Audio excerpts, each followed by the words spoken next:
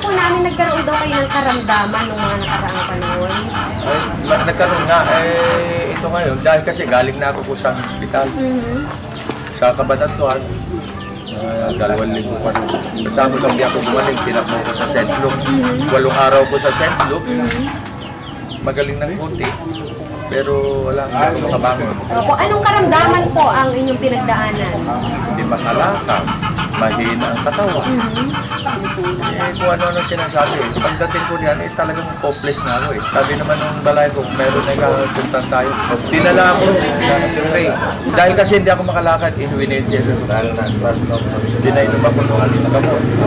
Herbal. After 2 inom, mamaya ka, madal-dal na yan, ika daw. Sasakay na ako sa sakyan ko. Wala na, hindi na ako nag-isis. Naglakad na ako. 3 araw ka maglalakad ka na. Natakot naman ako. Inaalalayan ko nga, baka hindi ako makalakad. Base at ako, hindi kahiya-hiya. Bagang-baga, in-exercise ko pa. Pwede na ata. Kumuwala yung mga anak ko. Sinubukan ko pagsaklay. Pwede na sa ako. Dahil may CR naman ako sa kwarto ko. So, nakabagyan na. Doon ko na-testing pero hindi ko pinapakita sa kanila na pwede na ako. Pagkatapos po ng ilang araw yung pag-inom ng food supplement yun, 3 araw. So, nung nagpunta kayo kay Kare, naka-wheelchair kayo. Hindi ako pwede. Hindi kayo pwede maglakad. Pagkatapos, nung nakainom kayo doon, paglipas ng 20 minutos, sabi mo, nakabalik kayo sa inyong sasakyan nang hindi na naghintay muna ako, pinainom ulit-uli ako. Hindi ko, antara nakapot, ako nagiginaw. Dati hindi ako tinatablan ng ginaw. Sabi kung bakit tinablan ako ng ginaw. So, patuloy pa rin ang ginagawa niyo pong pag-inom ngayon? Tuloy. Dahil kaubos ko lang yung isang sen. Sabi niya, maubos mo kaya, okay na. Anong pa man, hindi ko inihinto. Dahil kasi, mataba na ako. Pinagbawalan mo ba kayong kumain ng mga iba't ibang klase pagkain? So walang bawal dito sa iniinom ninyong food supplement? Yung mga binawas sa sentro na laman, bangus, kung ano-ano binawas. Nakakain nyo na ngayon? Nakakain ko na. Bukod po doon sa nakakatayo na kung kayo ngayon at masigla kayo, ano pa ho yung nakita ninyong pagbabago sa inyong kalusugan? Kumusta ang blood pressure nyo? Hindi tumataas. Hindi tumataas. Mas stabilize na okay. Ano pa ho? Ano pa ho ang mga nakita ninyong pagbabago? Ito, nakakalakad na ako. Huwag muna ako papagurin yung lalakad ko mahaba. Balik ulit mukhang natatakot pa ako. Ilang araw nyo na ngayon na ganyan kayo na Walang ata ko sa college ito Magto 2 weeks ho. So, bale 14 na araw na talagang ganyan. Ano kung diagnosis na ibinigay nila sa inyo? Nandiyan nga puso, nandiyan atay, nandiyan kung ano-ano lang. Nandiyan buto.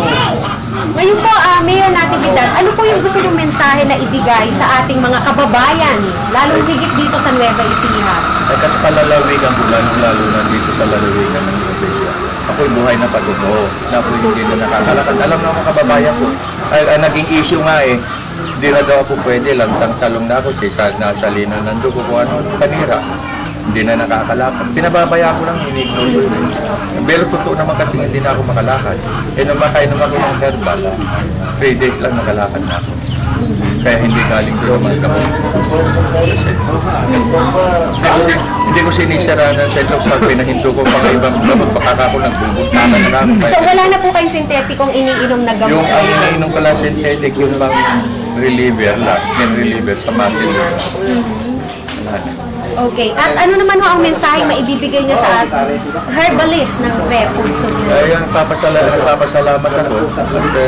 Merong isang tao tulad ni Ray Pereira na nakakuha, nakagawa ng mga herbal na para makatulong sa mga kapwa natin.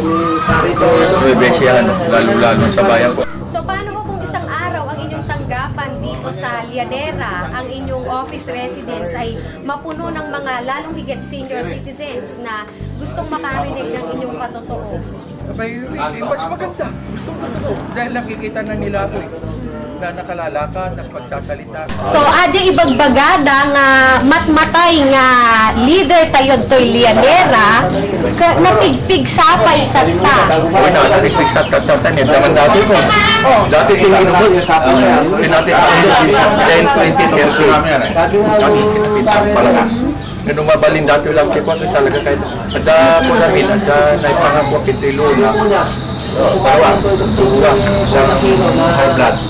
Agbalan nga mabisita mi Ajay, Mayor. Oo, mabisita yung tanda siguro na kapatantado. Ikakadyan ka talaga, pinangatok na dapat maghibalay ko kastos. Mas matutod na ako binala kasi siya. Ada kaming iti programa kayo para di senior citizens. Binigat Ajay, Lunes, Ingana, Biyernes. Agdingid kayo DWJJ kung saan ay pinag-uusapan po natin doon yung mga kababayan nating natulungan ng herbal food supplement. Ano po ang inyong mensahe sa 36,000 senior citizens ng Nueva Ecija? Kaya sasabihin ko na lang sa kanya, pinakamaganda kung gusto nyo makalakad, gusto nyo lumakas, gumaling na tulad ko, ito, herbal ang mas maganda.